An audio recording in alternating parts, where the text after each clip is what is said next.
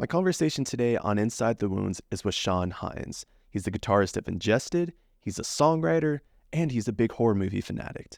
Today we're talking about the culture and the different art forms within the horror community, Ingested's growth within the past 18 years, and how having the right partner plays a huge role on having life balance.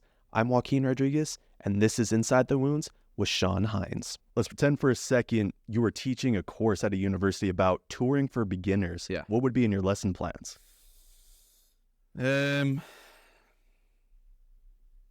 Sleep as much as you can. That'd be one. Take enough stuff in terms of like your essentials, your underpants, your socks.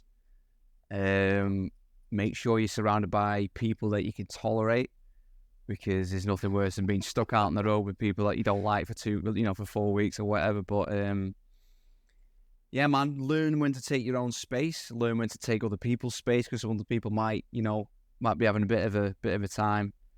It's just, honestly learn how to deal with everyone's spaces and stuff like that, because you are confined and you just kind of get on with it. Like, I always have this thing where, say if we have a new crew member or someone new on tour, and we'll see how they do in 2 weeks, because I always call it a 2-week meltdown, where like someone usually has a meltdown somewhere, and it's usually halfway through. So depending on like how the length of the tour, it's like I always call it a 2-week meltdown.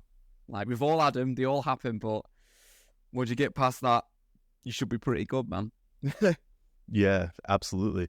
And you all have recently switched your like touring like vehicle, right? It's kind of like almost like an RV style, right? Or Yeah, I mean, we're doing the RV thing for a couple of years now, man. I think the last time we did a van in the States was just after COVID, I think. And back then it was like the first US tour we did was with Fit for an Autopsy, and only 3 of us could make it over. So it was me, Jay, and Lynn, and we were supposed to hire like some other guitarist or whatever, and one fell through. We tried to get someone else that fell through, and we found ourselves with like 2 weeks to go with no one. We said, fuck it, we'll just backing track it, we'll go as a 3-piece. And so we got a Sprinter, a Mercedes Sprinter basically. So we didn't need a trailer. It's kind of like a European setup where you've got your 3 bunks, your 3 benches of seats, and then there's space in the back for all your gear. So we kind of made that work. But that was the last time we did it, because like, we need something a little bit more, something more that makes more sense, you know what I mean? So the RV thing kind of came into play, and that's, as the crew that we've got now, that kind of works pretty well. I think there's like seven spaces for people to sleep, and I think we're 7 when we tour, so it works pretty good, man. Good price, good price as well, because we get like some weird tourist discount because we're foreign. So we go through, I think we go for like a booking agent that then goes through the RV rental place, and we get a good deal. So I don't know, it works for now. We were looking at bandwagon prices, and we're like, fucking hell. Not making enough money for one of them yet. You're basically traveling in a mobile apartment at that point. Yeah. Look, it works. It's decent. Well, good. Is it easy or difficult for you to go from band mode back to family mode? I have struggled in the past, but these days, obviously, when I've got kids, I've had kids for a number of years now, but I remember I did used to, the transition was strange, because sometimes I'd have to go into work the next day because I was a mailman, and that kind of freaked me out a bit. I think I hit a bit of a dump, like a mood dump for a bit, but I don't have too much time to think. I basically get back, and then if it's the day before a regular weekday, I'm up at 5 getting up with the kids and taking them to daycare. So it's like I have to get into family mode straight away. So I think the missus says I get worse before now, as opposed to how I used to be when I used to get back, because you hit a bit of a it's a weird dynamic in your brain going from all those highs and all that kind of like adrenaline, and then just going back to your normal life. It can be a bit strange, and sometimes you need more time to decompress. Like, I would appreciate a few days on my own, or just somewhere just to kind of decompress, but I've got to get straight back into family life, which is fine, it grounds you, it keeps you going, that kind of thing. But yeah, my missus says I get worse before I go, so my moods are before then, and after it's kind of weird, yeah. Right. And I guess, what does an ideal balanced lifestyle look like to you? I guess I've got it, I mean, when I had the kids, I've got twin boys. I had them in 2020, and up until 2022, I was obviously the band's been going 18 years, and up until 22, I was a postman for 8 years. So I was going through. Not only was I doing my day job, being a father, and at the weekends doing as much band stuff as I could, whatever that would may be, or during the week, my weekends were kind of like short, and all my holiday that I could accrue through just my job, which let's just say it was 30-day holiday. Every single one of those days was touring. And I did that for 8 years straight, so I didn't have a holiday at all. I think I had a weekend away with my wife to Spain. Mm-hmm. Like, do you know what I mean? For like 4 days. That was the only holiday I did in 8 years. So the balance I've got now, like, once we kind of switched our mindset of how the band should work, and we got more business minded with it. Because normally, like, you do a tour and you split the money, all that kind of stuff, but it'd leave the band in a bit of a position where you weren't able to invest too much in the next tour, so you'd be struggling to, like, oh, I've got flights to pay for, this to pay for. We switched it into business mode. It became a business, and then we kind of, like, all the profit that was made from a tour would go into the business, then we just give ourselves a monthly salary, a bit more normal, like a normal 9 to 5 kind of thing. And since my wife actually made me quit my day job, because she's like, you can't do this anymore. Like, you're fucking losing your mind. And I was losing my mind. I was like, fucking, I just couldn't deal with it. Like, I was at breaking point, basically. So it came at the right time. So I guess my perfect work-life balance is this, because now it's like, don't get me wrong, I might be away for 4 weeks, 6 weeks. Sometimes I'll do back-to-back touring with not much time in between. But for example, we did do this year where we did the headline tour for like 5 weeks, 2 weeks off, and then 3 more weeks out. That's a whole lot of chunk right there, and it's like stressful for the family at home to deal with. But now I've got 3 months off, and I don't have to be away. I can be completely solely, concentrated being a dad at home. And I've not got a lot of work to do in terms of the band now. Sometimes I've got to do certain writing stuff and that kind of shit, but I don't really have much on the agenda to do in this next 3 months. So technically my work-life balance is pretty great right now, because nice, dad's free, do you know what I mean? Like, so heck yeah, for 2 years it's been good. It's been a lot better. If I do want to get up in the morning and work and do guitar stuff, I can. If I don't, then I'll sit on my ass and watch the telly. There you go. Well, that's great. I'm glad. Glad you all have gotten to that point where you can create your own life balance now versus having to be forced to do the regular 9 to 5, the band and all that. So, I mean, good for you. That's really awesome to hear. It's pretty wild. Yeah. And with that being said too, are you somebody who needs routine to function, or are you just more of like a go with the flow type of guy? No, I'm pretty routine based, to be fair. I mean, I don't know if I said this, but my twins have got autism, and my wife went down the route to test her for autism, and it all looks kind of like it all makes sense. So, and then once it was completely clear that the boys have got autism, the wife and I started looking back and looking at behaviours and stuff, and obviously noticing certain things that me and her do, and possible links to the pair of us having it. So me having a routine just kind of like goes straight into the way my personality is. And, I can't, I'm not good at, doing off the cuff stuff, man. It kind of freaks me out. Like, Yeah. That's what I mean. I don't mind getting home and getting up with the kids and doing the routine, because it's like, it's cool. I know I'm getting up and doing that, come home, go to the gym, come back. Like, I'm pretty much like, I do like need my stuff planned out, and like to digest it. Like the wife went, oh, we're going to go to the zoo. I'm like, when we're going to the zoo? It's like, we're going to go on Saturday. I went, right, okay. I had to let that digest to me, because it's like, if she turned around on Saturday morning, right, we're going to the zoo, but like, whoa, what do you mean we're going to the zoo, man? Do you know what I mean? So, yeah, routine works. Yeah. I understand. I'm the exact same way. I'm the type of person who needs that schedule, you know what I mean? And I need to be on schedule. Yeah. And I guess with that being said too, what does that look like when, like, kind of early on before, like, you were able to kind of create your balance? What does that conversation look like with the family for everybody to be on the same page? Luckily for me, the woman that I'm with now, I've known her since 1998. So we're going on 26 years now at this point. And she was my high school sweetheart. We got together in high school, off and on all the way through high school. Was serious the end of high school, I think we went out for 5 years and broke up in like, I don't know, 2007 maybe.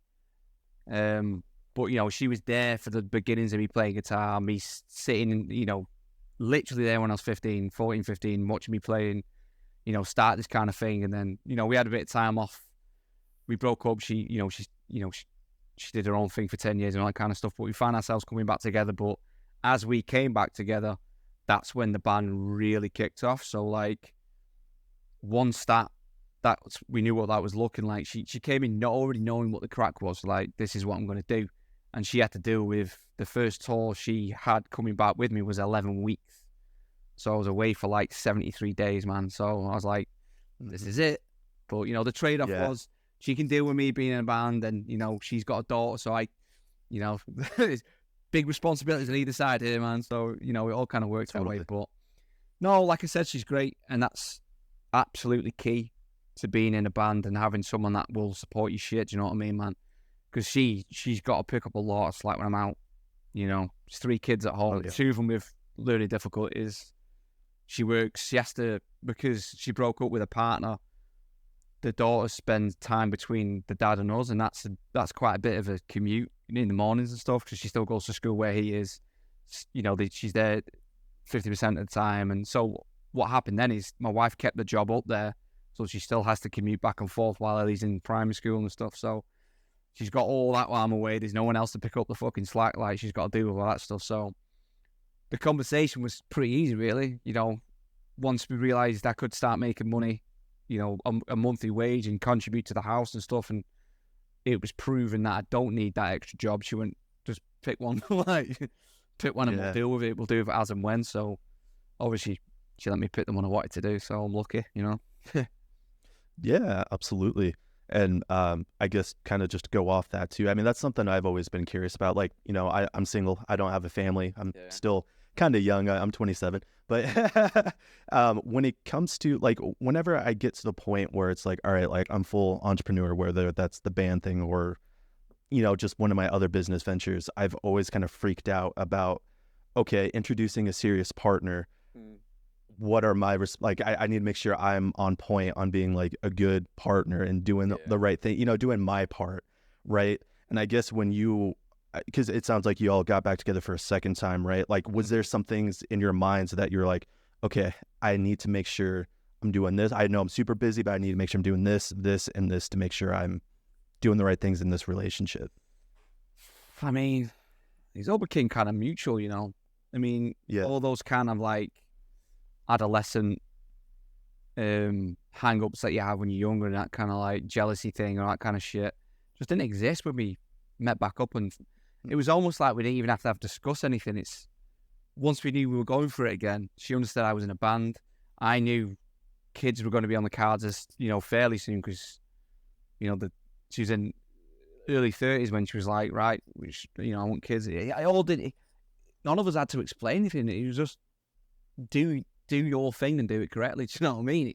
It's weird. We've never had those conversations because they just don't exist. We're both pretty generous in terms of our time and the way we are with each other. So I don't know. Just help out. Be a dad when I'm home. Like, fucking, you know, when you can tell when she's tired and she's kind of just I get up and do shit and I'll, you know, instigate doing all the stuff you need to. I don't know. We just work really well, man. Like, the conversations don't need to be had. We don't sit down and go, right, awesome. If you're doing this and I'm doing this, it's like, it's not there, man. It's just completely mutual, man. It's great. That's awesome, actually. Yeah. So I guess the lesson here is it's like being with the right person, and it sounds like you're in that situation where it's a match made. You know, so that's awesome. It's weird when you know, and you just know. It's fucking wild, man. But it took us a lot of years to become mature enough to give it that second go and, you know, get rid of all that bullshit about when we were younger, man. It's weird. Mm-hmm. It's good though. Well, I'm glad it's working out. How much time was in between the you know, when you first, you know, got together versus the second time? 10 years. A whole decade, man. Oh, okay. Yeah. It's crazy. Wow. She came back we met up and she had a kid and stuff. I'm like, whoa, hey. This is different. Right. Well, hey, I'm glad it's working out for you right now. Yeah, heck yeah. Okay, I want to shift gears a little bit because I know you are a big horror fan, right? Yeah. And so I'm curious, how much does horror influence your creativity? I know some bands will take some direct kind of inspirations from like the morbid side of, whatever it is, whether it's horror or, real life and stuff like that. But I don't think it really takes too much to me. I like what I like. I like extreme shit, whether it be visually, music, films, TV. Like I don't know, just something about that extreme kind of side of life that just, it's interesting to me, man. But I don't know, I wouldn't really say I get any kind of musical creativity out of that directly. Other bands, like I said before, like Band Like a Boy will completely take it, influence on horror films, because that's kind of their shtick, do you know what I mean? But we write lyrics and stuff. It's kind of like just personal experiences and the way we feel, that kind of shit. But yeah, I mean, I've definitely, it was probably the early days we would have took stuff like that when we were more, used to write really violent lyrics back then, but it was all about trying to be the most extreme band. Like, we listened to Devourment and Cannibal Corpse. It's like, what can we do that's worse than that? And it's, it's almost like looking at a horror film back then. But as you get older, man, I can't keep singing about, chopping babies in half and stuff. Like, it's just a bit weird, isn't it? Do you know what I mean? I know some bands still do that, but like, especially when I've got my own kids, I'm like, kill the baby, okay? No. This is weird. Yeah. But no, like, it was originally, back in the day when we were 19 and stuff, and like, it was like reading a horror film. It was that bad. Yeah. But modern day, like, my current life, I don't really take too much notice of it, man. I just do my thing musically as it is, you know what I mean? I don't need to watch horror films to get, to get inspiration for anything, I guess. Sure. Yeah, absolutely. And what are some of like your favorite subgenres within the horror? I guess, what's your favorite genre of horror? I mean, I guess it would be slasher, because I do primarily like the 80s stuff, man. Nightmare on Elm Street, Halloween, Friday, the fucking not usual shit. Because I like the usual shit because it's good shit. Do you know what I mean? Sci-fi horrors, big fan of that. The Thing is my favorite. John Carpenter's The Thing is my favorite horror of all time. And I guess sci-fi horror, it's kind of a bit body horror too. I mean, I like body horror, like stuff like The Fly. The Blob's one of my favorite films of all time as well. 1988, The Blob. So yeah, slasher, body horror, sci-fi horror, Yeah. Do you have a particular movie that's your favorite? Of all time? Horror related? The Thing from 1982. Yeah, that's my favorite horror film of all time. But my favorite film of all time is Terminator 2: Judgment Day. Okay. It's nice. The best film of all time. That's what's up. And I guess I want your perspective on this, man. Like, what do you think makes horror so satisfying? I guess to you, right? For you, what makes it so satisfying? I guess I picked up my love of it as quite a young kid, to be fair. So all the shit I would have seen would have been 80s related. So you're definitely not paying attention to what it is you like about it. I guess the shock of, people being killed, like, oh, fucking, Jason chopping someone's head off or something. I was like, oh, like, it's almost like I shouldn't be watching this stuff, but, it was kind of intriguing. So nowadays I've got older, that's the thing I like looking for. I like practical effects. It's got to be practical. I look for that. I love matte paintings in films. Like, you can tell it's a matte painting, but it looks sick. So just sick, really good effects. It sounds morbid, but I like people being killed in films, man. I just do, like, the more, if it's ridiculous, then I'm like, cool, man, this is fucking mental. Like, right. Maybe I should see a fucking psychiatrist, but, conversation for a different time, man. I don't know. It's cool. It's intriguing. It's mad. But on the flip side, though, like, anything that's real life, if I see anything, like, you look at my Instagram reels these days, you just see people being killed, motorcycle accidents. Before I came upstairs, I was flicking through, and some guy got stuck in a machinery that was just had him stuck in. I was like, what the fuck is going on? So, like, real life shit, I'm like, nah, man. I like the fantasy. I like the stupid, the shit that's like mental on screen, but real life stuff, I'm like, I literally can't handle it. It's not for me, bro. Shit's too It's weird. different. It's completely different between real life. Because I mean, you know it's fake, right? You know it's art, Exactly. it's scripted. You know. I get a big thing that you know it's fake. So I guess the more real it looks, the more impressed you are. It's like, wow, that literally looks real. But I know it's fake, so the fantasy's all there and it's cool. I don't mind it being in film and stuff. You know. But that's a great distinction. Like I'm glad that you mentioned that too. Like it's way different between real life and what's on film or on books or whatever. Because it's a change of the mind. Like you still know right from wrong, right? I mean that's obvious. But I think from an outsider who might not be a horror fan or be like, "What's wrong with you?" Like you were saying, like maybe I need to see a psychiatrist. You know what I mean? There's an artistic thing behind it as well, though. It's like, oh yeah, someone's put all that time and effort to make it look that good. As an artist behind it, like, you know, special effects makeup guy, you know, Rick Baker, fucking Rob Bottin, Savini, all that kind of shit. They took art and pride in making it look as real as possible. I appreciate that side of it as well, you know. Yeah, and like on my side, I mean, I'm just gonna be kind of broad in how I explain it, but I'm gonna kind of group everything together, like horror, like more gothic, dark visuals, all that, just putting it all into one. Like, for me, like what makes it so satisfying, it's just it feels welcoming. Like I don't know how to explain more than that, but it just feels really welcoming. And from an artist perspective, kind of like what you were saying, I feel like it's the most impressive across all the art mediums. You know what I mean? Especially from like a director's or a cinematographer's perspective. It's just it's beautiful because it doesn't feel like there's a limit on what you could do. Like you're not trapped in a box on what you could do. You could really just be fully creative with it. You know? There's no judgment in those sides of things either. So yeah, I guess there's maybe some sort of line between the two where like extreme music's like there's no rules there. It's like the creativity and extremities of it. There's no bracket to it. You know, same with that genre of film. It's like, I guess I don't know. Maybe there must be something in it between the two. You know, too deep, but you know. Yeah, no, that's great. I love that. I'm glad you kind of made that connection there because, at least from my experience too, a lot of people who are into like the extreme music or into the horror stuff tend to be very kind individuals, like genuinely kind individuals. Do you find the same? Yeah, there's an absolute truth to that, man. Some of the nicest people are into extreme stuff, you know, and always the most genuine people. It's the people that are pointing the fingers on the other side of the fence that are more to be worried about, you know. Oh, for sure. I don't understand it. There's something about it. You can easily just say it's close-mindedness and there's just some sort of thing there, but it's like, oh, what the fuck are you like that for? That's fucking horrible. Well, that music's shit. It's like, all right, cool, whatever. You know? Sure. You go and take your pills on the weekends with your neon signs and fucking do all that. That's fine. We'll go somewhere else where, you know, where we're not welcome. The thing that fucks me off as well, like culturally, when I was growing up, you know, the way I looked and stuff, tattoos, sleeves, you know, all this shit was like, you fucking, what's that?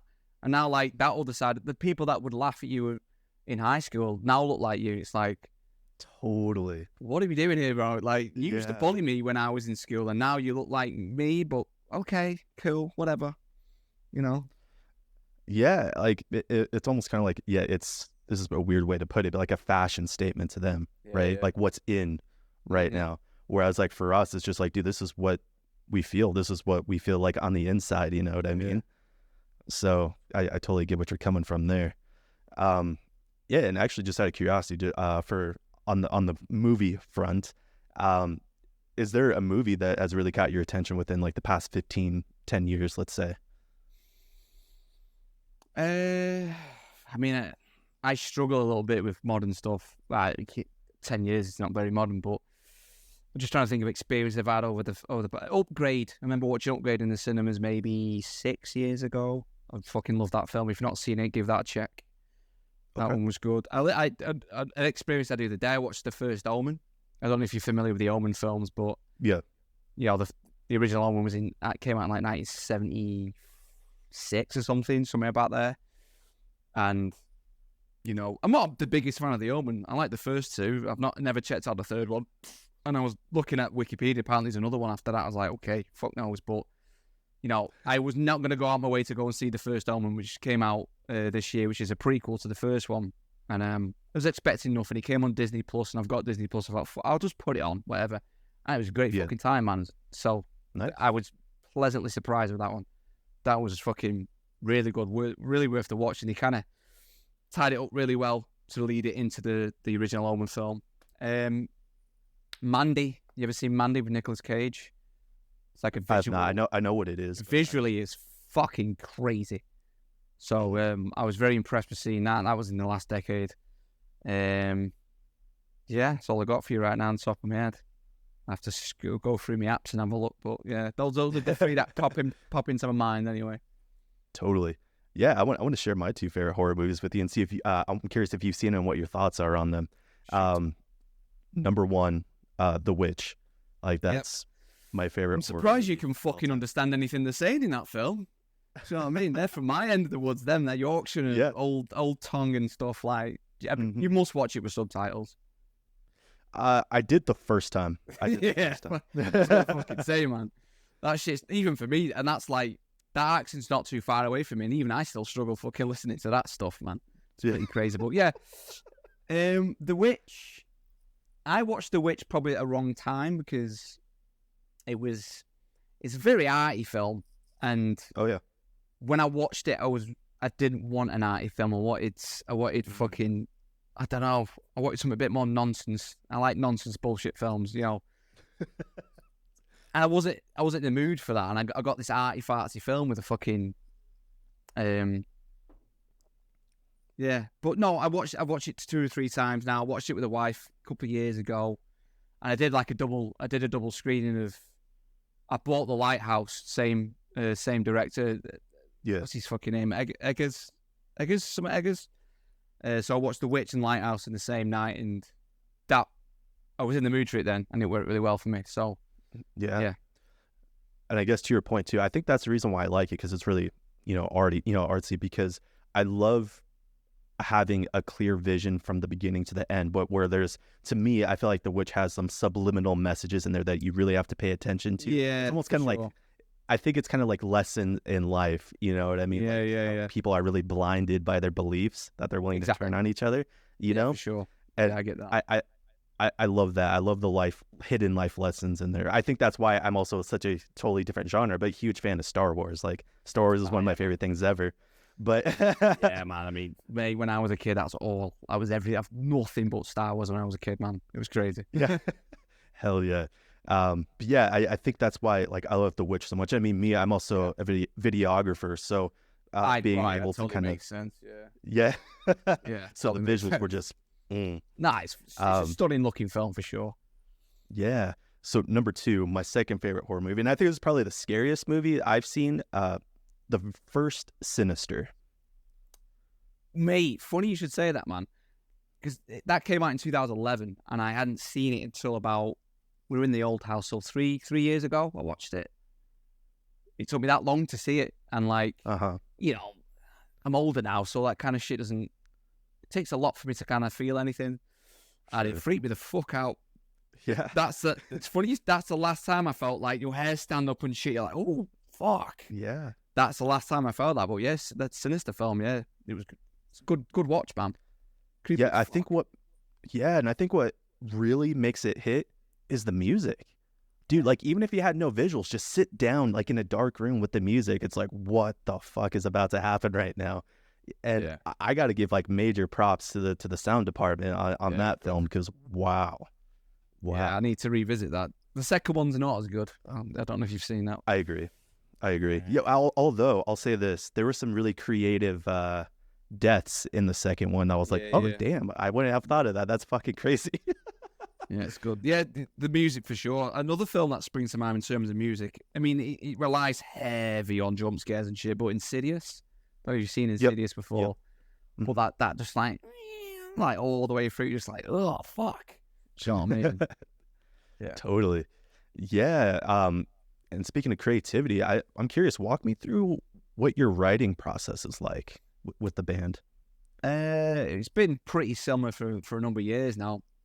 It'll be me I'll structure a song guitar wise, and I'll have, I'll write it as well as I can and how I think it's finished and stuff like that, and then I'll just give it to Lynn, our drummer. So what I used to do with Lynn is I'd map out exactly how I want the drums to go, and so I'd get pretty married to a certain idea. But nowadays I just go, here it is, and I like to see what he does, because without question he's going to come up with something I couldn't possibly have heard, or you'll hear it a certain way.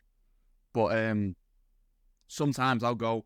Sometimes there'll be a riff or a transition that I was like, this needs to be a blast beat. This needs to be 16-style kicks. And usually you'll go, yeah, that works that way. But sometimes I'll get a section where I hope he does what I want him to do, and then he'll do something that I'm not anticipating. And either sometimes I go, oh my God, that's so much better.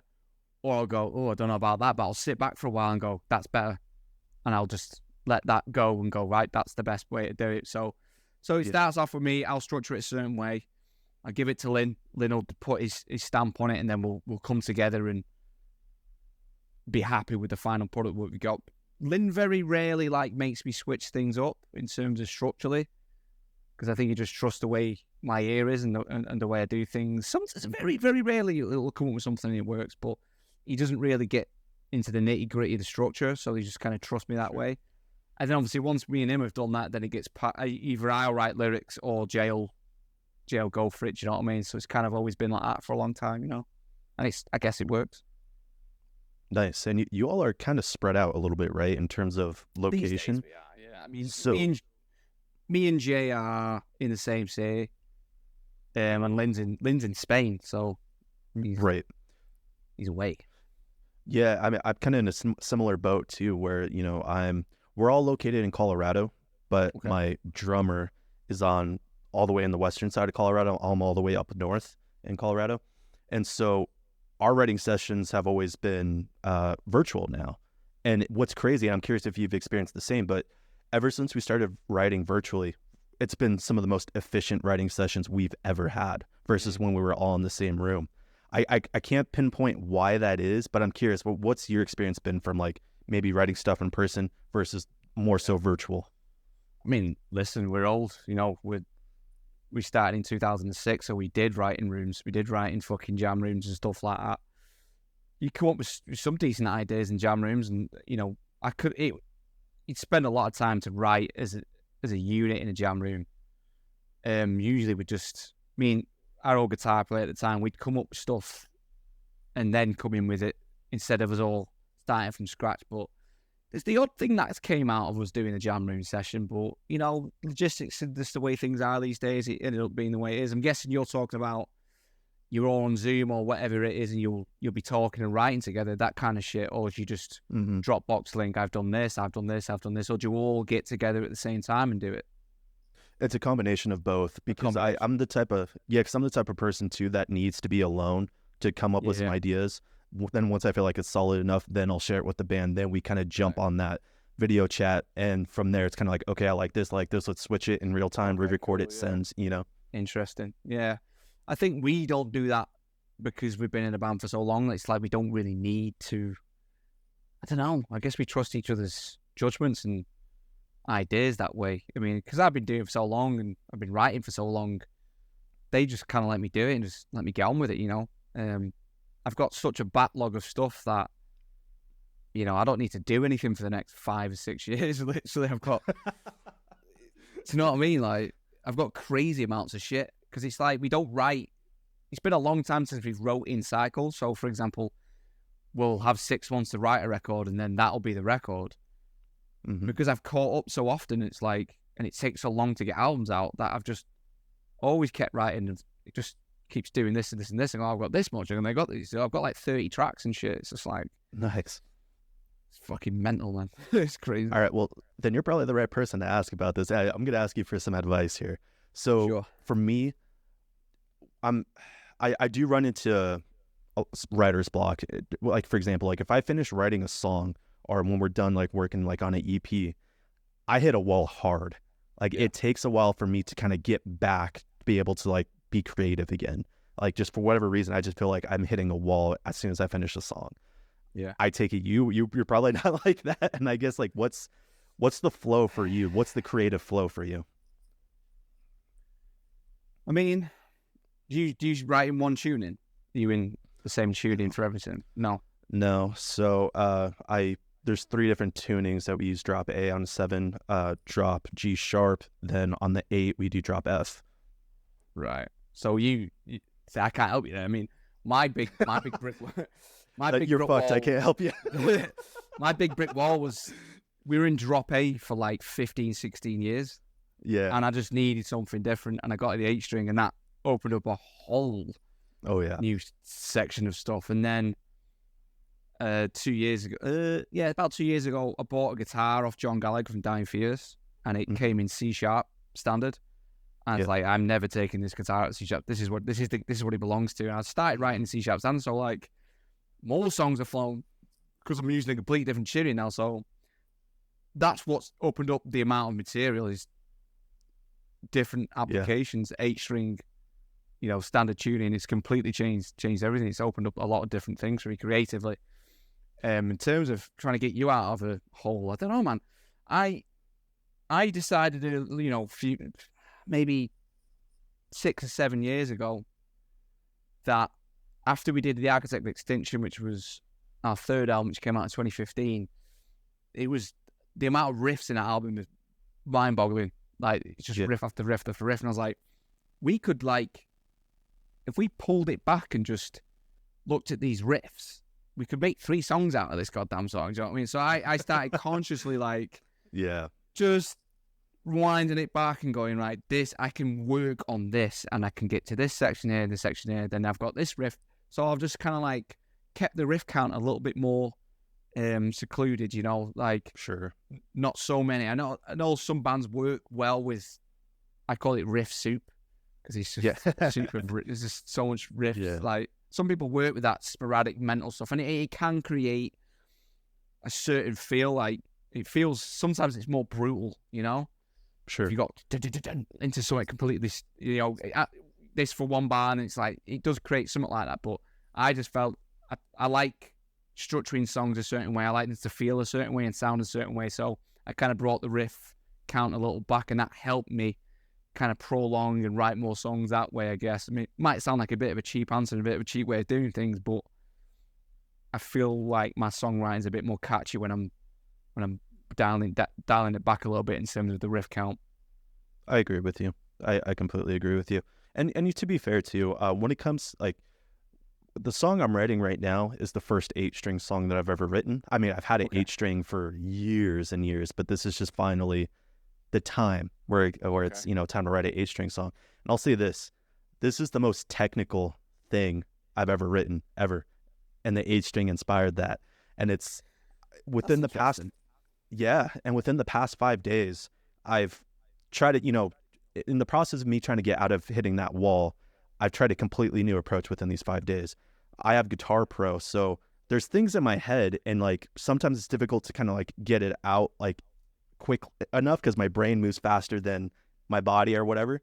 So in Guitar Pro, I started just tabbing out what I hear in my head, and oh shit, within 30 minutes, I almost got a whole fucking song. It's like, oh, okay, awesome. Then now I gotta fucking learn it on guitar, right? Yeah. That's been kind of like, that worked very fucking well, and I'm excited to kind of keep that moving. But that also equaled out to a very technical, difficult 8-string song that I'm really excited about. That surprised me, because when I got the 8-string, I had a completely opposite feel, because it was so big, and I don't play baritone scale, and it was a baritone scale. My riffs got slower and a lot simpler and bigger, and I wasn't going all over the place, which is weird. So I kind of like scaled it back on the 8-string. So when I do write 8-string stuff, it's more chunky and big and that kind of stuff. I'm surprised that you're going fucking hell for leather on it, because I'm just like, fuck that. There's areas on that guitar I don't want to touch, man. It's like far too much going on, man. Yeah. I'm just looking at the thing on stage. I'm like, if I've got a lead, maybe I'm at the bottom and I'm like, I know I've got to come up here to do a lead, and then there'll be a moment where I look down and it's just too many strings. I'm like, shit, which one is it? And I'm just hoping I grab the right one at the right time. It's like, sometimes I get a bit like that. It's like, yeah, I'm good with just writing chunky riffs on this fucker, Yeah. That's awesome. That's so funny. Yeah, man. Do you have a totally weird question, but do you have like big hands, long fingers, or like just... No, they're pretty standard hands, man. They're pretty normal, Nah, man. Okay. I'm fortunate. Like my hands are a little bit on the bigger side, so when it comes to 8s, they don't feel weird to me. But I'm lucky. That's just a complete luck thing, to be honest. Luck of the draw. But yeah, and I guess do you dedicate a good amount of time to woodshedding? woodshedding. All right, let me rephrase that. Yeah. Okay. Do you dedicate a good amount of time to like working on technique, working on theory and stuff like that? I guess just more on the practice side. Fuck no. Not anymore.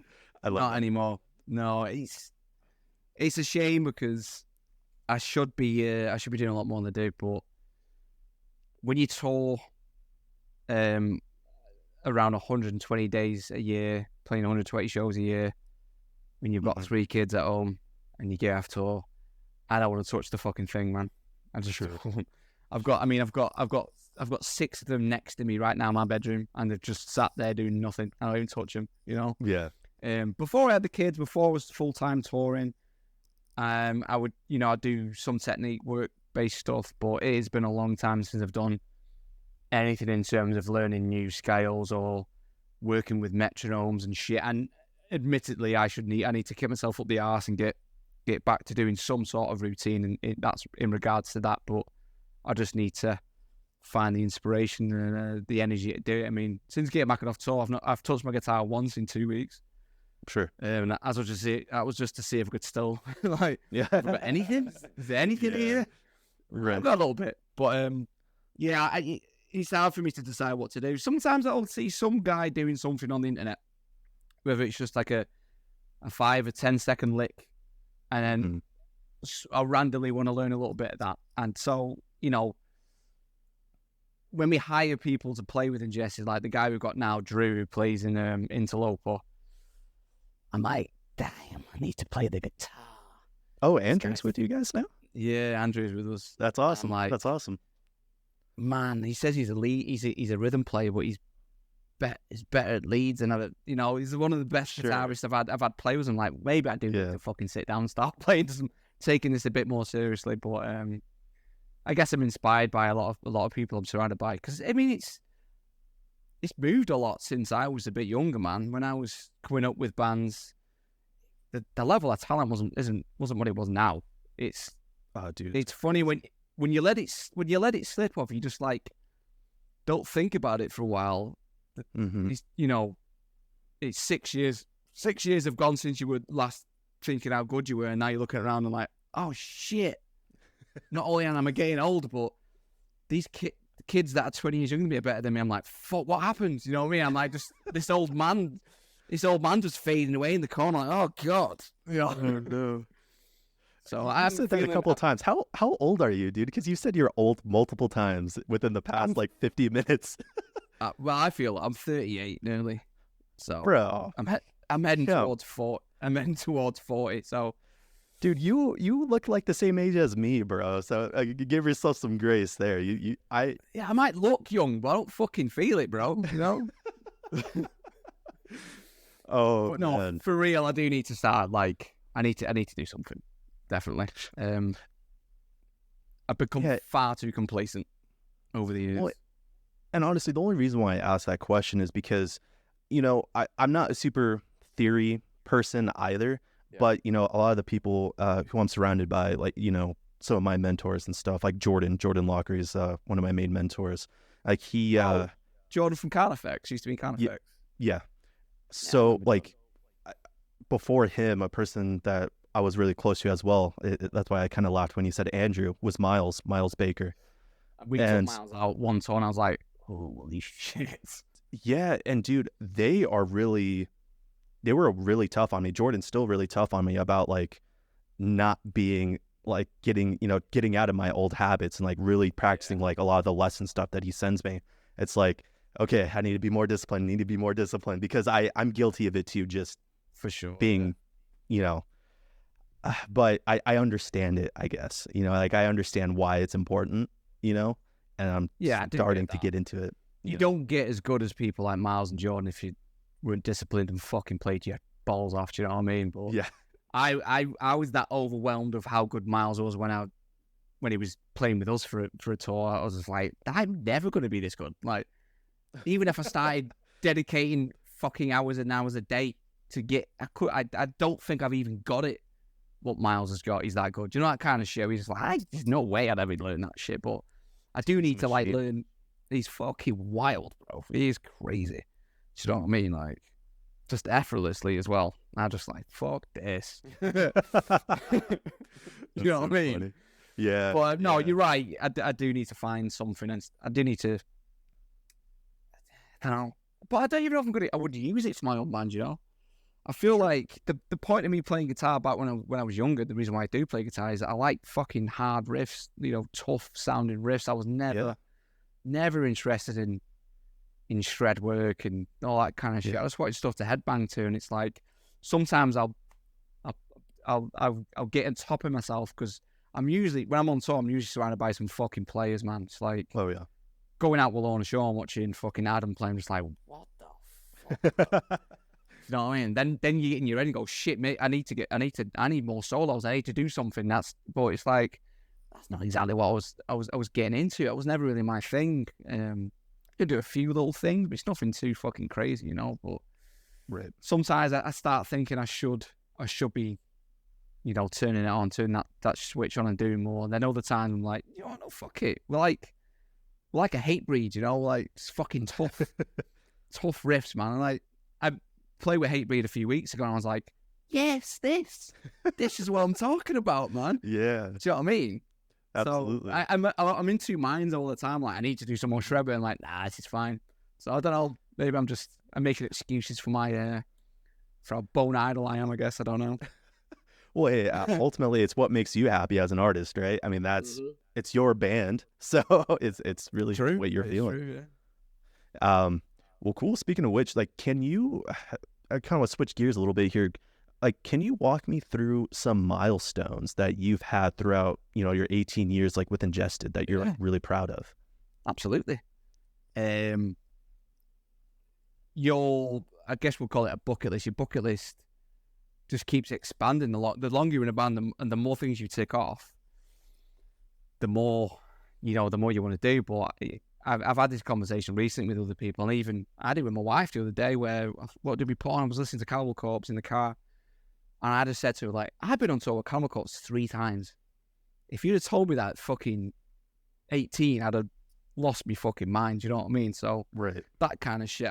The first real milestone I remember is obviously playing out of England for the first time, because when we Ingested in its infancy, you know, we'd play all around the country and do all these kind of one-off shows and stuff. But we got the opportunity to play a festival in Switzerland called Mountains of Death, which I think they stopped doing that maybe a decade ago. But when we did it, obviously we're like, oh my God, we're playing in fucking Switzerland, man.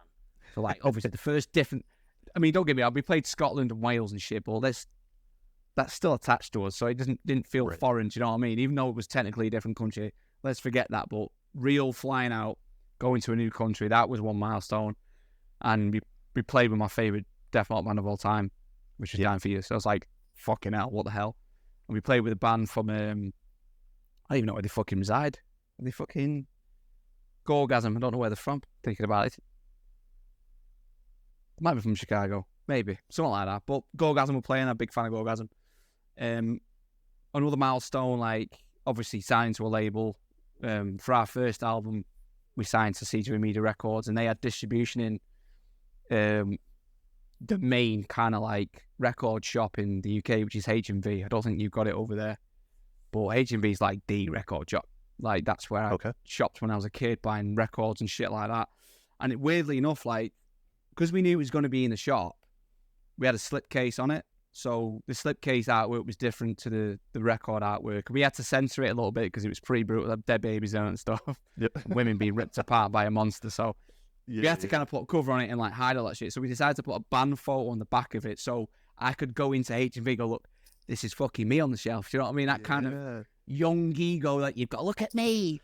But weirdly enough, I ended up working at H&V as a Christmas temp, which is just you work seasonally. So I worked over Christmas, and out of the busiest shop, that one debut album had been on the shelf for fucking months and no one had touched it. I was like, I can't believe it's still there. No one's bought it, whatever. The guy comes to me, I'm serving him, and as soon as I pick up, I go, in my head, I go, no way, this guy's buying my album. And I kind of scanned it through, and before I bagged it, I turned it around and pointed at my face, and I went, I know this guy. And he goes, oh, do you? And I went, Yeah, there's a CD. Oh no. His mate kind of like double. He walked off and his mate double took, and I went, "Yeah, it's me," and he just kind of ran off. So I was like, "Fuck!" But that was a milestone. Having my CD in a shop and seeing my CD in a shop, that's another milestone. Obviously, I wanted to tour with my favorite death metal bands. I've done them all, so that kind of blew my mind. And I did them. I did Dying Fetus and Cannibal Corpse really early on when I was in a different band. I used to play a band called Annotations and Autopsy for a while, and we did Cannibal Corpse, Dying Fetus on the same tour. So I was like, "Fuck!" But I wanted to do that shit with Ingested because Ingested was the baby. Mm. And then we ended up doing Summer Slaughter in 2016, and it ticked off 3 of my 4 favorite death metal bands. And I was like, "It ain't gonna be that." Yeah, Cannibal Corpse, Nile, Suffocation. I was like, done, bro. And then we've done Dying Fetus since. But yeah, that's a milestone. Two of my favorite bands of all time. Becoming like, you get kind of wrapped up with the day to day and you're just doing it, that you do have to kind of like slap yourself and realize what's going on sometimes. And it's like, I said this, me and Lynn were watching Suffocation side stage at that festival we flew out to, New Me Rock. And fucking Ricky comes over, the vocalist, and just talks to me for a second. He goes, "These guys can do with this." I'm like, "Yeah, fucking know it, man." And then he walks back out again. I just turned around to Lynn and I went, "Isn't it weird that we're mates with Suffocation?" And he goes, "Yeah, it is actually. It's fucking weird that." Because like I still worship the guys. They're one of my favorite bands of all time. It's like, but me and Jay would get shit-faced in his mum's house at like 19 and just fucking jam Suffocation, Cannibal Corpse, Fetus, Nile. And it's like, years later, not only am I touring with some of these people, but I'm friends with these people. It's just like, what the fuck, man? But so I'm proud of that kind of shit, you know. Of course. I don't overly talk about that kind of shit because it's kind of, I'm not going to turn around to my mates and stuff over and like, it's a bit corny, but like it is mental when I think about it a little bit. Like what I would have thought 20 years ago. Do you know what I mean? But it's fucking great, man. It's cool. So in a weird way, I guess I've made it in that respect. You know what I mean? The band's my job. I'm touring with my favourite bands of all time. I'm friends with my favourite bands of all time. It's like, what can you want? I mean, a house would be good, but I know death metal's not going to pay for that. But maybe a nice car, but fuck it, you know what I mean? The fundamentals of me wanting to be in a band, I think I've ticked them all off. Like, the one thing I haven't done, which was in the bucket list, is Japan. Right. But I feel like that's not going to be long now. We just had the timing's been off and just the weird shit's been going on. But Japan's definitely on the cards. But even Australia, we ticked off Australia last year, and that was a bucket list thing. So and all my things in it, they've really ticked them all off, really. But then you start making new ones, don't you? And you start like, you know, I've been lucky enough to get in, you know, I mean, Lorna Shaw took us to our first arena. I say arena, it's technically an arena. We played a hockey arena. Okay. It was still an arena. It's a small one, but I did it. So I did an arena. It's a small one, but I did an arena, that kind of shit. Then it's like, all right, well, now I want to do a proper arena. So I want to do that. But, you know, listen, I know the limitations of being in a death metal band, and that's probably not going to happen. But it'd be nice to do it. Never know. And, you know, you never know. We'll see. So, yeah. Parkway Drive might take us out. Yeah. You said something really interesting in there. You said, in that regard, I probably made it. So, made it. What, in your mind, what does it mean to make it? Doing the thing you set out to do. Doing it as a job. It is my job, which is pretty wild to say.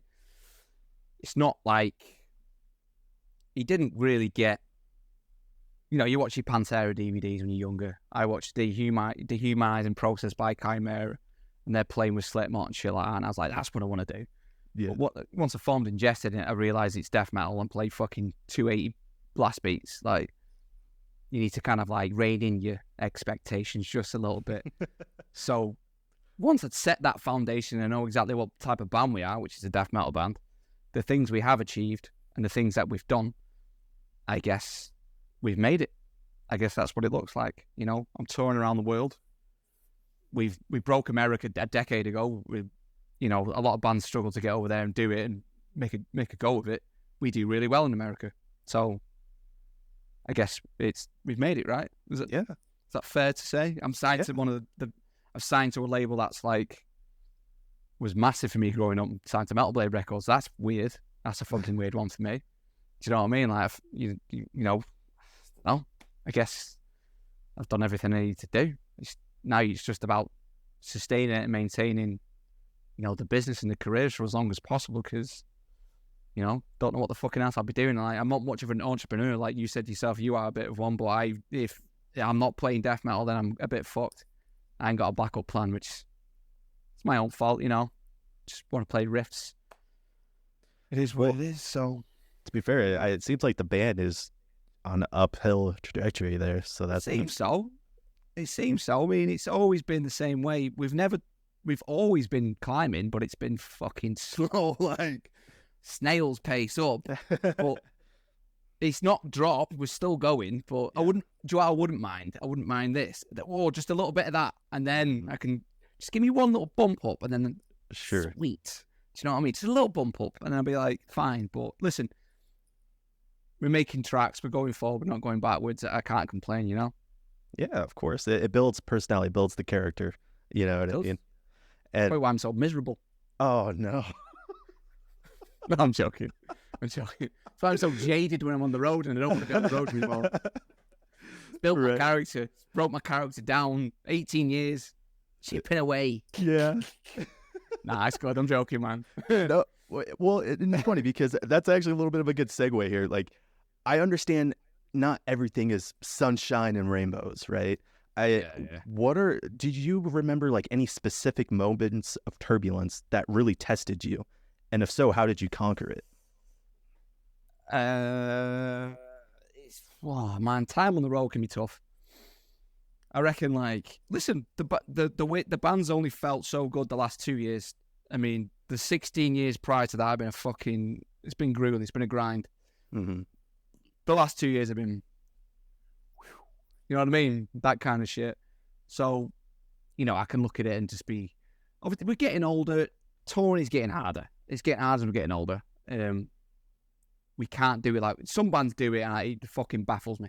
Like Suffocation, some of them are in the late 40s, early 50s, and they're doing 4 weeks with no days off, and it's just like, you guys are maniacs. But we can't. We did our headline, so we had 2 days off in 31 days, and we're like, ooh, maybe we need to do a day off a week, man, because this is, like starting to feel the kinks in. It's harder to do, and it's like, because we don't have crew either. Like, we're loading in our own gear still. It's that constantly, and it gets to you a bit. Sleeping on the shitty little fucking bed on the on the bus. People, how are you on a tour bus? Like, it's still like a little coffin. It's not great. It's not a double bed or anything. So, but yeah, I don't know. Turbulence. The bigger issues we had when we first started breaking the States. When you first do the States, you're losing money, completely losing money. Like managing to make that work. I don't know how I think about it. I don't know how the fuck we ended up doing it. Like, our first few US tours were just money pits. Like, I don't know where the money came from. Like, I can't even think where the money came from, because there was barely any of it. But back then, because I mean, when we did that fucking 11-week tour, that was a grueler. But we're all drinking a lot back then, so like, you would just deal with it by just getting shit faced or taking drugs and stuff, and that's a recipe for disaster. That it's like, there's only so much your body can do with that. And like, yeah, I mean, our drummer used to be fucking loved the booze, man. It was a nightmare, but he's been sober for 4 years because he realised, I can't keep doing this, man. I'm playing like shit. I'm miserable. Like, my fucking girlfriend's fuming at me all the time. It's like, I need to fucking, if I want to make this work, I need to make a switch. And he switched it massively. Him doing that has definitely saved this band in more ways than you can imagine, man. Because he does all the day-to-day stuff. He's absolutely paramount to the success of this band.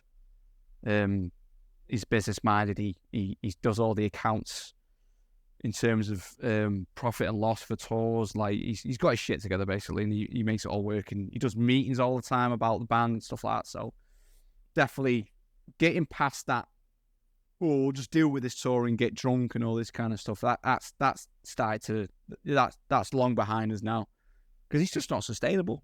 You know, Right. it just doesn't work that way. So yeah, that'd be one I'd suggest the bands actually do. That first question you asked me is like, what about don't drink? Yeah. Drink as least as you can. Mhm. Don't fuck it up, because I think part of us taken a long while to get where we've got, because I'm guessing you've noticed just the last 5 years where it's ingested, because prior to that 5 years we're just pissing it away basically. So To be fair though, I've known y'all before that, so I think so it wasn't all bad. so since I was in high school, to be fair. I think a good 10 years then. Yeah. You mind if we talk gear really quick? Sure. All right. So one of the reasons why I was also excited to have this meeting with you is because you and I use a lot of the same gear. I'm an ESP guy. I know you're an ESP guy, and I guess let's start with ESP. So like when did your fascination with ESP start? I got my first ESP in 2003. And the reason why I got that ESP guitar was because of Chimera, and Rob Arnold played the M1000. I was like, I need that guitar. Yeah. That was basically it. I want that guitar. So yeah, Chimera is responsible for my obsession with ESP. The headstock did it for me. The reverse headstock. It's not as aggressive. I had Jackson's before that.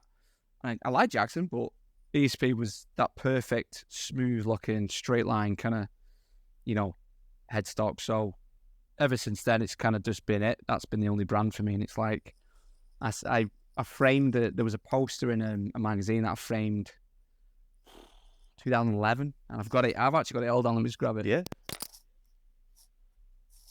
I have this. I have this in my bedroom, the face of me on top of my guitars, and I framed this, put it on my wall in my mum's house in my bedroom. I said, one day I'm gonna be ESP and shit that bad boy out. Beautiful, dude. That's so awesome. One day I'm gonna do it. The right music, the right guitar, and obviously Rob Arnold's at the top there. I got that guitar because of him as well. I've got that sat next to me. But yeah, weird how I ended up 8 years ago signing on with him. It's kind of mental for me. How did that relationship start? We had a manager at the time, and I said just reach out and see if there's anything they can do. And you get the usual deal. You get the 50% off or 60% off, whatever it is. But it's a foot in the door, isn't it? So, and of course I owned a few of them before then, and I've bought many since. But I just stayed loyal with him, man. My rep left. I changed reps. My guy Tony now. I've got Tony there at ESP, and he's hooked me up a lot. He's done some good deals on me, like give me a couple of free guitars over the years when I've needed them and stuff, and great discounts and shit. So I couldn't be any prouder. Do you know what I mean? It's like I can't imagine myself ever playing for any other brand, if I'm honest. Nice. Unless Tony leaves and then gets some fucking absolute spud that works at ESP, and he starts hating me or something. But yeah, until that day comes, man, I'm ESP for life. You know what I mean? So yeah, I'm such a guitar nerd, like gear nerd and stuff like that. So when I noticed, I think I saw, I could be mistaken, but I know I saw a post of you really just it was more of an ESP type of post. I'm like, oh shit, yeah, I didn't know he was sponsored by ESP. It's like, shit, I gotta listen to him more, and I don't care. Yeah, but they are the superior brand. I will now listen. Well, it's funny because I saw you with this guitar. With this guitar, I was like, shit. And I'm sure it's different from model to model, but this is the heaviest. And when I say heavy, I mean weight. This is the heaviest fucking H string. It's crazy. What? Yeah. Fuck, dude. It's fucking wild, man. But dude, you told me Chimera was what got you to ESP. Stephen Carpenter is who got me into ESP. Deftones is my second favorite band of all time, and I mean Steph's been there a long time. Oh, he's been fucking loyal to that band for a very long time. So yeah, and dude, I know he's a very much what's the right word to use here? I don't want to say fashion, but he really takes a lot of time to make things look just fucking sexy. And so his signature models. Hence that pickup in the middle serves no purpose other than aesthetics. That's it. That's the reason why it's there, because he says it looks good and he likes it. So that's it, you know. Sure. Yeah, and so I'll put this back, but yeah, I'll say this: like his signature models really got me into it. But during the time when I first got into ESP, like a lot of bands, like I feel like everybody was signed to ESP at the time, like everybody in Whitechapel, everybody in Suicide Silence, and all that, and everybody used essentially kind of like the same guitar. Either they were using a variation of Stefan's signature 7-string, or they were using the Horizon actual ESP Japanese 7-string. And so that's why it was such a milestone for me to get this one. Nice. So this is their E2 version of the 8-string, but I like that a lot. I've got the cheap one of that. Hold on.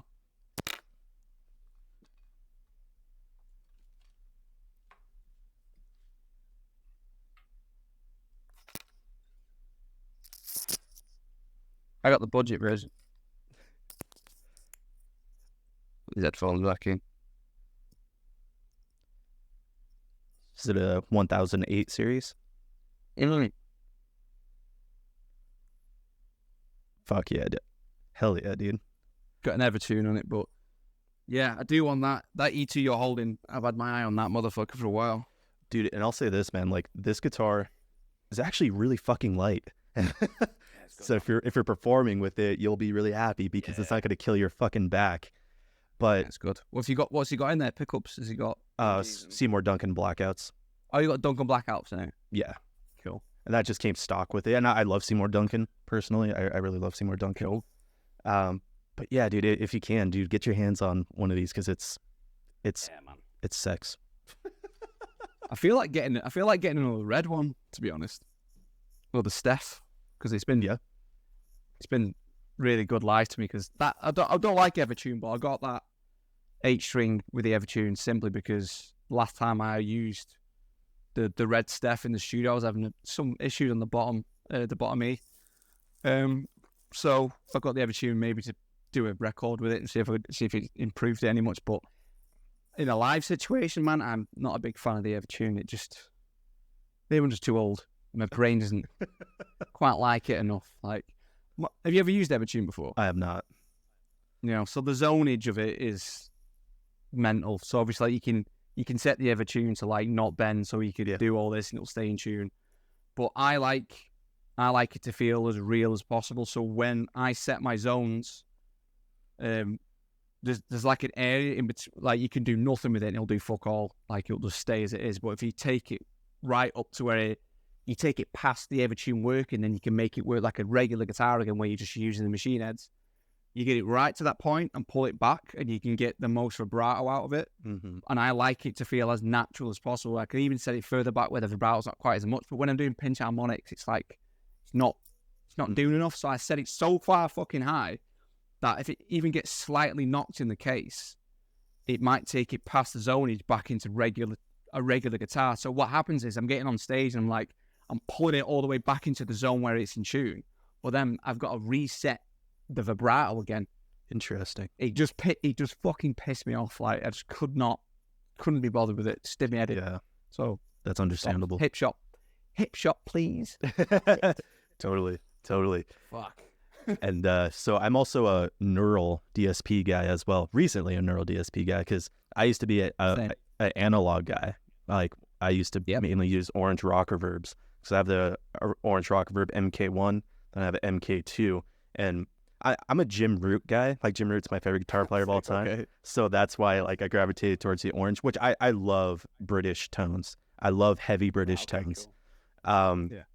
Then, there came a point where I've always just been so curious about digital stuff, and when the Quad Cortex came out, I was like, okay, like I really want to try that.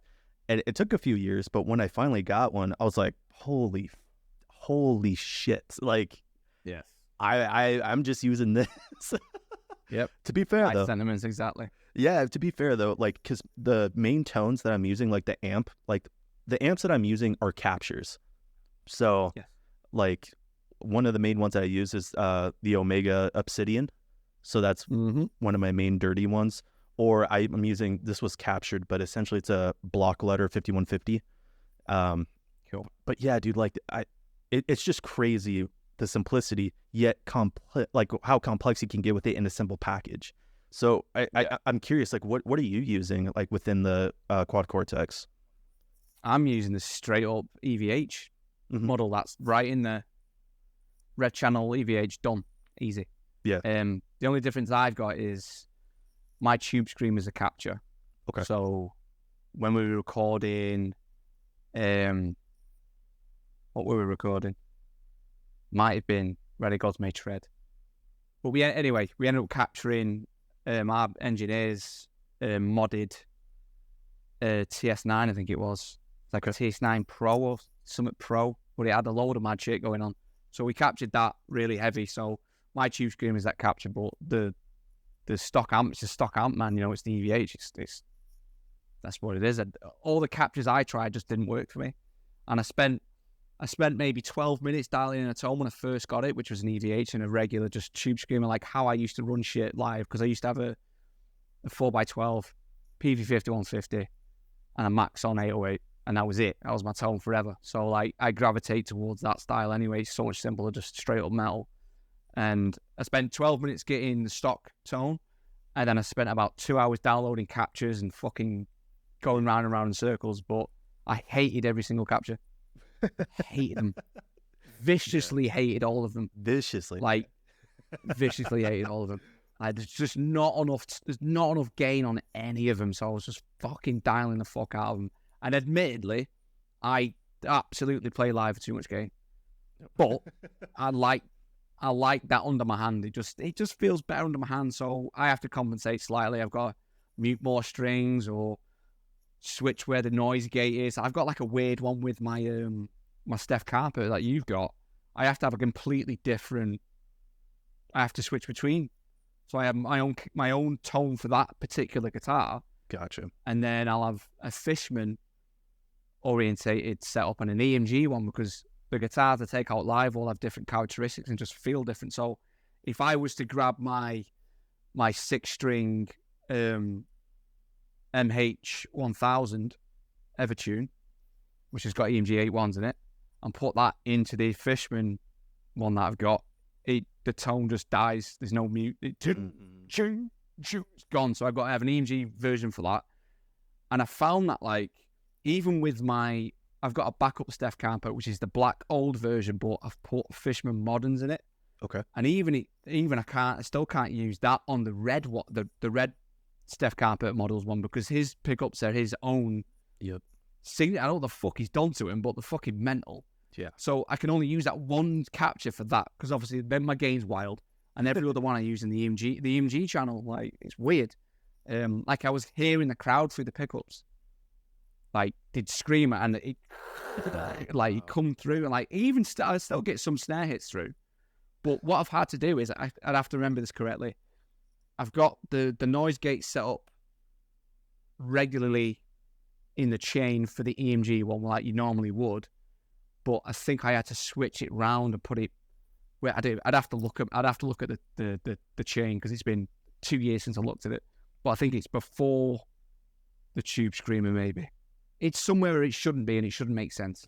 But it's the only way it would stop the crowd screaming through my fucking pickups, because I have run such high gain and stuff. So shit's weird like that, man. That's the technical side of things can be really annoying, especially if you're coming out with different guitars here and there. But yeah, it's fucking weird. Yeah. You know? How did your relationship with Neural start? I mean, I bought it outright. I think we just bought a couple of them.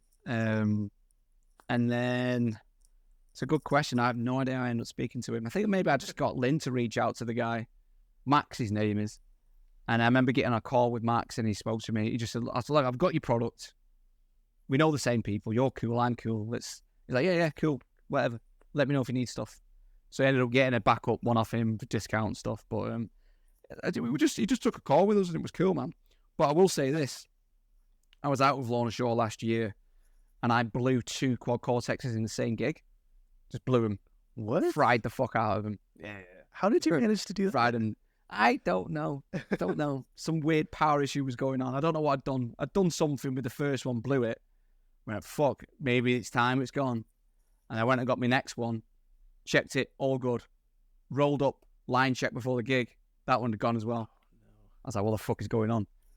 So I, luckily for me, Adam from Lorna was stood side stage at that moment in time. And I went, oh, my shit, gone. And he went, you've got no arms. I went, nothing. My backup's gone, blown. He just went, give me your thing. He just pulled my lead out, plugged it straight into his backup Kemper and just switched it on and just went, right, I'm going. Like the tone did not work for my whatever, but the fact that the guy just, in you go, let's go.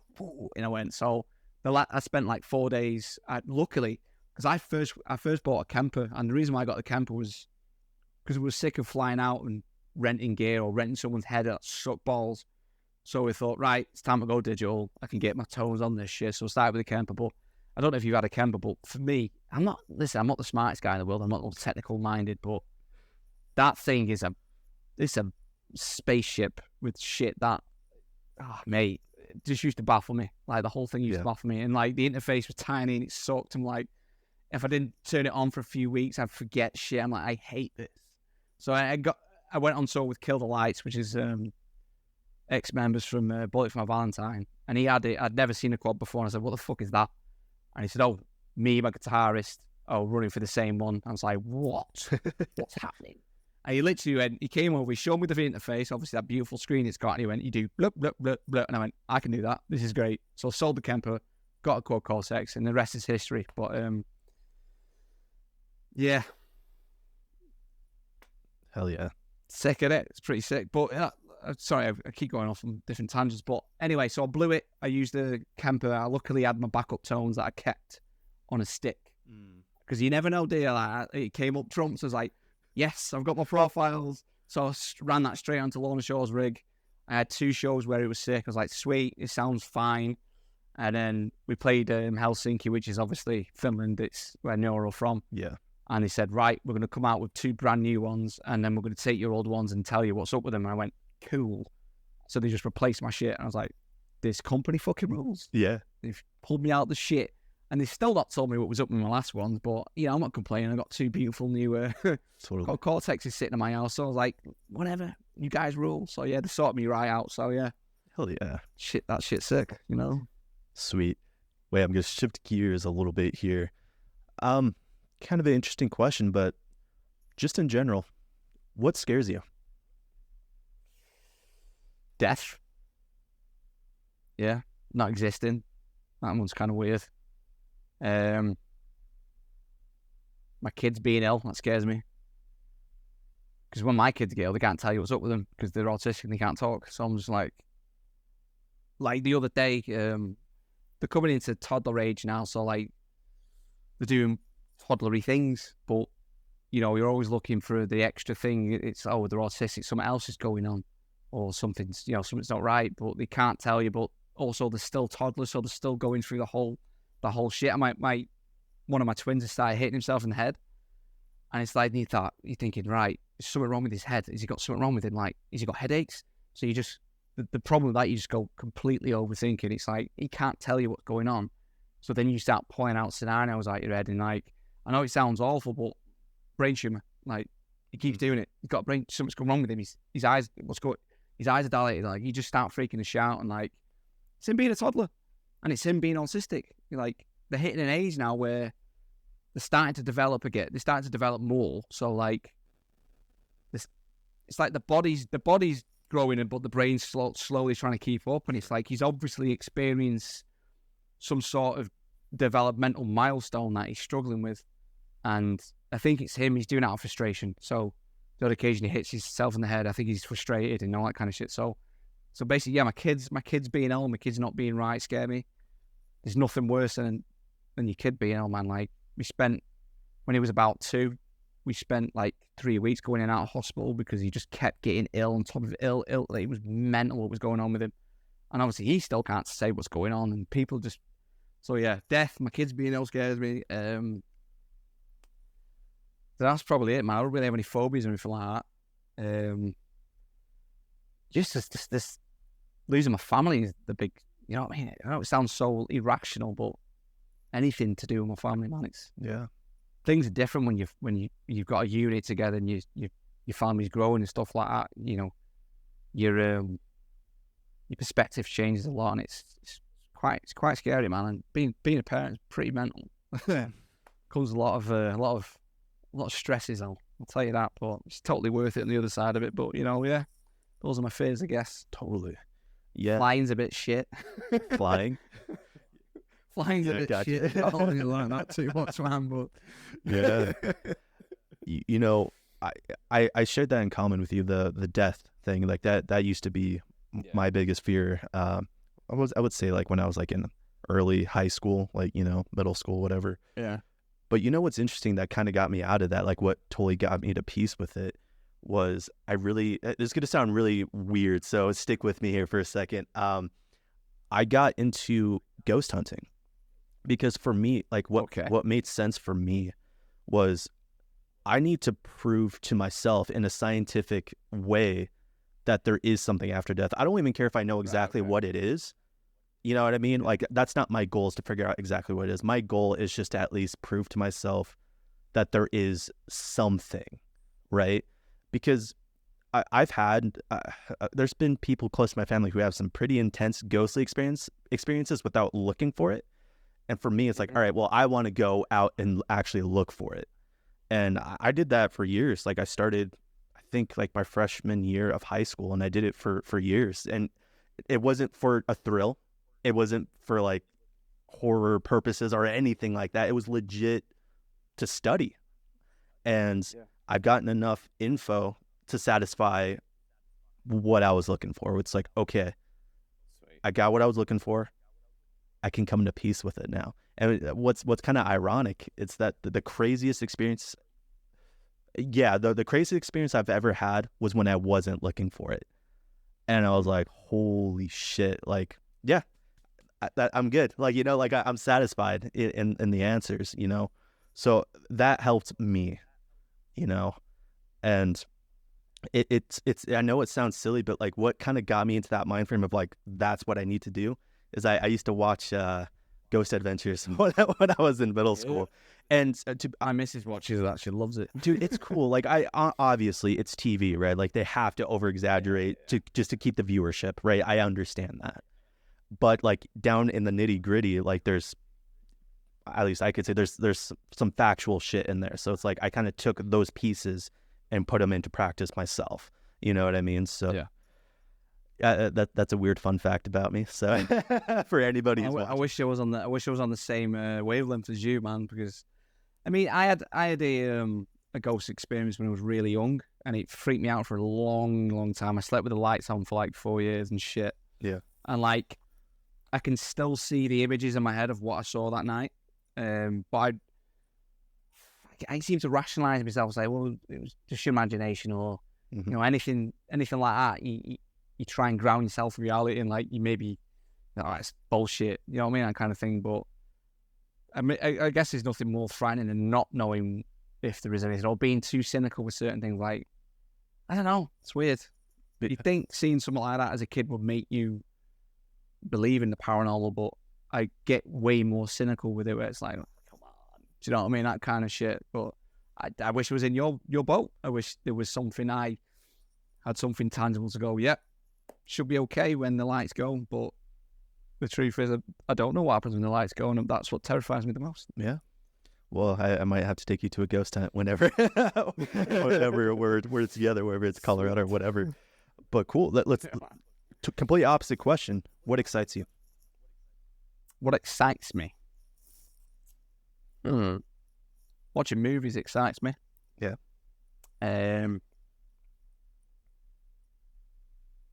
Seeing the family when I've been away for a long time excites me. I know that's, that's a circumstantial type of excite, but that excites me. Just before getting out on stage, that excites me.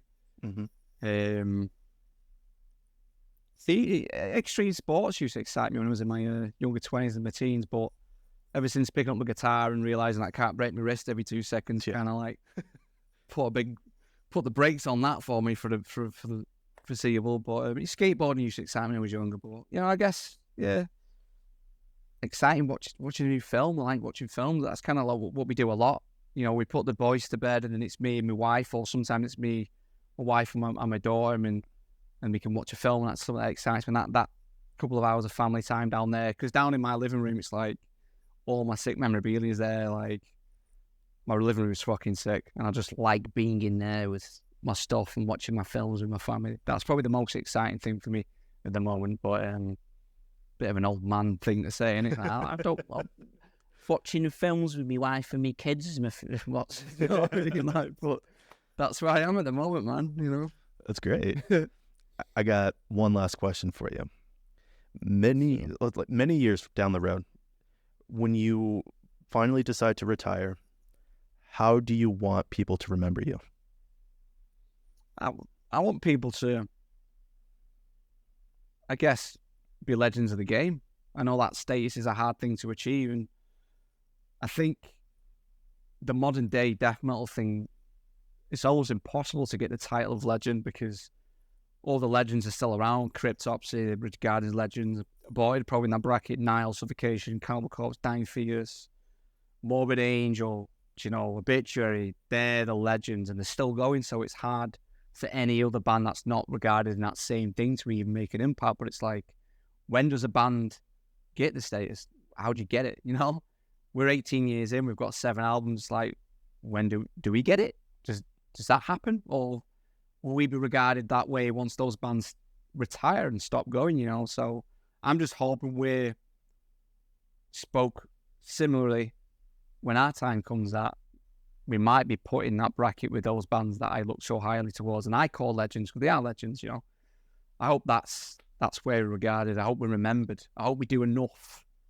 I hope this discography is deep enough and long enough to have a legacy that's like that and something that's remembered. You know, I want the kids to be proud of me when my time comes. You know, my dad did that and he did this, and they've got all this music to listen to and all these videos to see the dad on the internet and that kind of shit. So, yeah, I hope one day we can achieve something as prestigious as the term legend. I don't know if that sounds egotistical or, you know, I think that's hopeful thinking, but I hope that's something we can do, you know? It's awesome. Dude, I love that answer. And you all are on the right track. You really are. Just got to keep going. Absolutely. Keep banging our heads against that brick wall.